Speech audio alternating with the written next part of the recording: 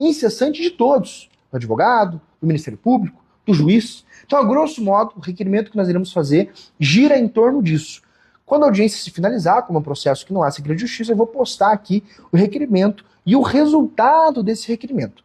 Se a magistrada indeferir, nós ainda temos um segundo requerimento, e aí com base no 571, para consignar uma nulidade. E eu já vou explicar para vocês por que isso gera uma nulidade. Nesse caso em concreto, as testemunhas que foram indeferidas são testemunhas que presenciaram os fatos. E, portanto, com base no artigo 156, inciso 1 e 2, nós temos ali o derramamento do princípio da verdade real. Porque o magistrado pode requerer diligências, considerar provas pertinentes para esclarecer a verdade e buscar essas provas. Com base no 212, o magistrado, que é o terceiro imparcial, pode fazer perguntas complementares, pode querer esclarecer os fatos. E com base no 385, o magistrado pode condenar quando o Ministério Público pede absolvição, o que nos parece uma clara sobreposição do princípio da verdade real sobre o princípio ali acusatório, sobre a pretensão acusatória, por assim dizer. Nesse caso, as testemunhas estarão presentes no ato, por livre e espontânea vontade. Não há nenhum motivo para que não se as ouça. Seus depoimentos não vão passar de 30 minutos e podem sim esclarecer a verdade real dos fatos, que é a busca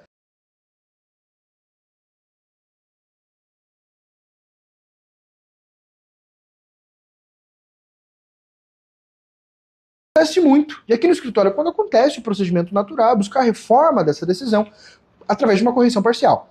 Mas nem sempre a correção parcial é julgada procedente. Quando ela não é julgada, ou seja, quando não há reforma da decisão garantindo que você possa ouvir aquelas testemunhas ou utilizar aquelas provas, há uma outra maneira que basicamente se dá através de alguns requerimentos de buscar reformar essa decisão com o próprio juiz de origem, e se o juiz de origem não quiser reformar a decisão, nós temos condições de fincar, de estabelecer nulidades para buscar depois uma reforma dessa decisão, uma anulação eventualmente dessa audiência, para que você possa colher os depoimentos, trabalhar as provas que são necessárias, garantindo o contraditório, garantindo a ampla defesa.